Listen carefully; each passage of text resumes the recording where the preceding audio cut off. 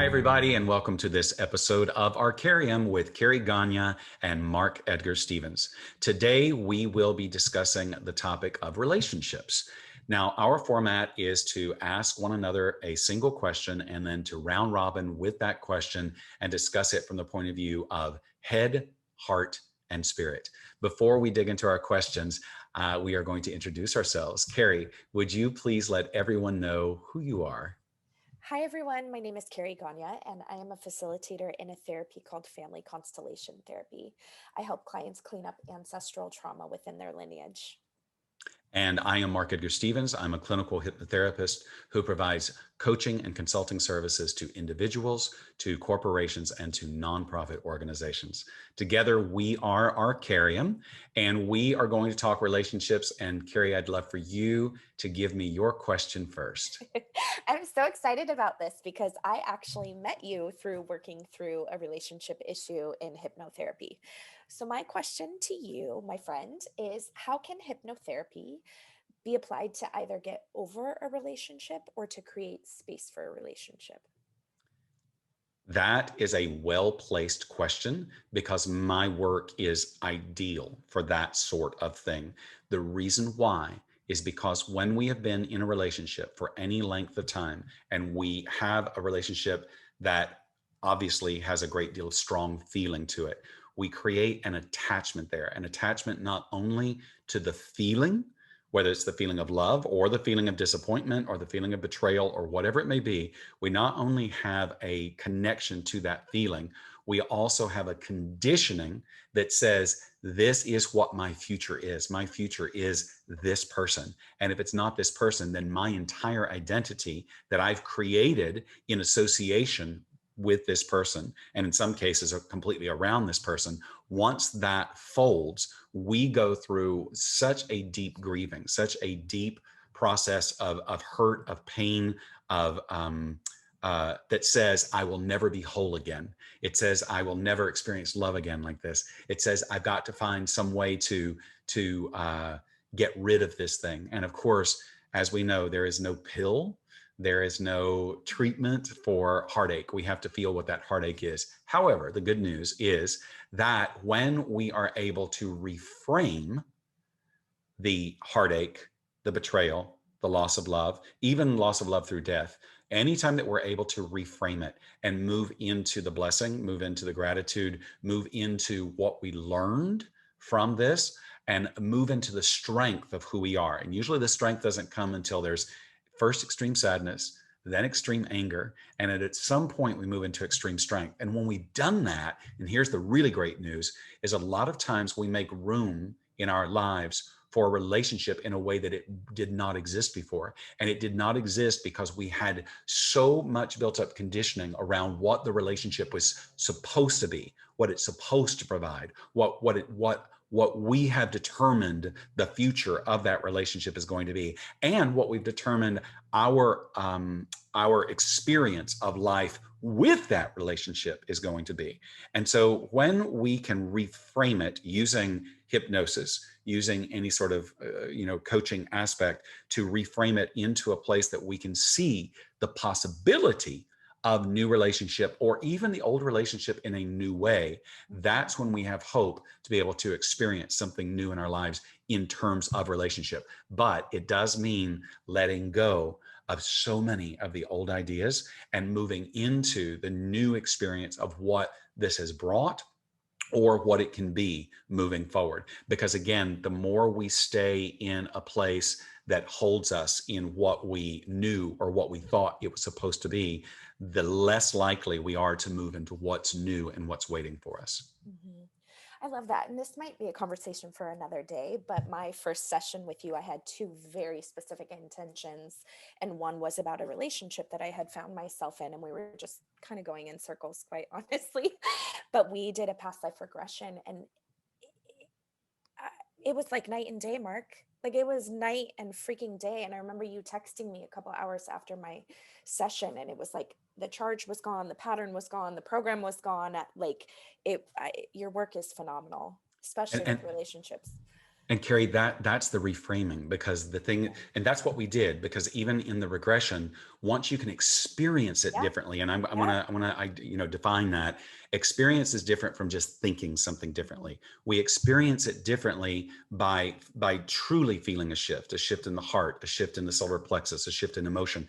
And until we experience that shift, either through doing some regression work or doing some deep hypnosis work or introducing a new concept or a new idea in hypnosis, we hold on to the old perspective. It's that new perspective, that shift or that frame, that is exactly what you said. That's what reduces the charge or completely gets rid of the charge, because now you see it from a different place, and it's no longer the thing that was against you. It's the thing that's allowing you to move forward. I think that's my favorite part of hypnotherapy, honestly, especially with you. I'm such a feeler, but if I can feel it, then I can shift my mind very, very quickly. So it's such an extraordinary tool. Karie, with that, just for anyone who may be watching, is it's one of the things that's said about hypnosis, or even it being experiential, is when you read about something or you learn about something, you may know it here. When you watch it, you may have some feeling about it, which gets you even closer. But when it actually happens to you, when you feel the experience of it, that's when the shift can happen. And again, that's why hypnosis is powerful in terms of the relationship work, because you can feel the shift. You can feel that change in your heart, in your solar plexus, which then allows the change or the shift in the thinking and opens up then possibilities for something new to happen. Mhm, mhm. So, along those same lines with family constellation therapy, how do we optimize, and how do we make it be its absolute best, a relationship using family constellation therapy? That's a wonderful question. I was actually just reading something last night on Instagram around couples really cleaning up the generational trauma aspect, which I think is brilliant that this is now coming to light of, yeah, what's your piece, what's your partner's piece, and then what's mom, dad, grandma, grandpa, whatever those programs are, those patterns. So I definitely think doing your work independent of your partner is really, really important. Coming into that wholeness for yourself and, cleaning up whatever needs to be cleaned up within your lineage, whether it's, patterns with addiction or money or failure or whatever, grief. I see that one a lot. And then being able to show up in your relationship in a much stronger and a much more vulnerable way. Because when I work with couples, I actually work with them individually first, which is really interesting because when they come and they present their root issue, it 90% of the time it always goes back to some childhood thing or some trauma within their family system. And I feel like if they can work through that individually, then they can actually come together and be more in acceptance of themselves and each other and show up in a much more vulnerable and open way. Karie, there's something that you said there about each person doing their own work. It, it is very common in relationships that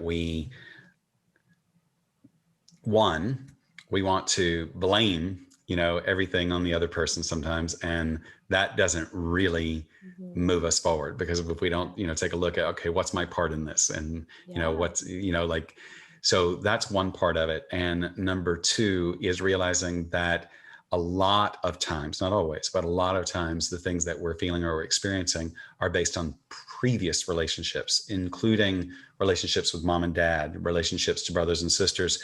And we get reignited in ways, patterns, conditioned patterns that we tend to live over and over and over again. And so taking a look at your own individual part of the relationship outside of, well, if it wasn't for him or wasn't for her doing this thing, if they wouldn't do this, then we could be happy. This is their fault. And instead really taking a look at what's my conditioned pattern? What is it that I'm bringing to the table every time? I do think I, here's one thing that I've seen shift. People will say to me, how can I make this different how can I change her? How can I change him? And I go, you You you can't. can't. You can't change him or Yeah, her. yeah. but you can shift something in your behavior, the way that you're showing up, which I see over and over again, shift something in the behavior of the other person. So you must shift your own behavior first with the knowledge that you can never change another person. That's not within your power. And if the other person, quite honestly, does something just because they think that's going to make you happy, a lot of times that doesn't stick. But if they change it because they say, you know what, this is like something recurring in me, this is something that's going on with me, let me really work on this and really, optimize this in my life or approach it differently, then you've got like this relationship that's really what I would call like a perfect relationship. And I want to say, in perfect relationship, I don't mean that it's without problems or without conflict. I mean that you're willing to be there for the good and the bad, because relationship is both. I always think when you find the person that you're really going to grow with the most, they are going to bring out the best of who you are, and they are going to bring out the worst of who you are. Mm-hmm. A few things. My work is very much like yours in terms of it is a phenomenal tool to get you to feel. So I love it. Like I was really shut down when it found me, and I had been doing my own work for 15 years in therapy and shamanic work and all of these things. But when Constellation therapy found me, it really enabled me to step into the shoes, so to speak, of mom, dad, grandma, grandpa, patterns, programs, whatever. And I find that really useful with partners, because oftentimes when they come to me, they're just doing this and they're like projecting and they're wanting, all the little kid stuff's coming up of wanting to be saved and, wanting their partner to be their parent or whatever the trauma is. But it's such a phenomenal way when they kind of go apart and they do their work and they get that perspective of like, oh, wow, what I'm bitching about with him is actually tied to my dad or my mom or my sibling or whatever. So, Karie, one of the things that I ask people, one of my corporate clients, is about helping people find long-term authentic relationships. And one of the questions that I always ask with their clients is, can you identify something from the past in your dating relationships, or whether long-term or short-term, that is a recurring pattern? Like, is there a reason, has something happened over and over and over again? And I think it's one of the things that we should always be asking when something comes up in relationship is this a recurring pattern? And if it is, then it's not just the other person. It's part of what we're carrying. yeah. And this person is there to help us to break that old pattern or break that old conditioning. When I do intake especially with new clients, I always ask what their intention is with family constellation therapy. But my second question is always, what pattern has followed you around for years? New pattern, probably something that your soul's working on. In the last 6 months, it's come up. If you have a pattern for decades, 5, 10, 15, 20 years, something is stuck in your family, bar none. So I love that you asked that. And corporate clients, businesses are just families. They mirror your family of origin to a T. So this work is really, really helpful for corporations also. I'm finding it because I'm getting to work with so many corporate teams, and it's family Yeah, dynamics over and yeah, over and over yeah, again. yeah.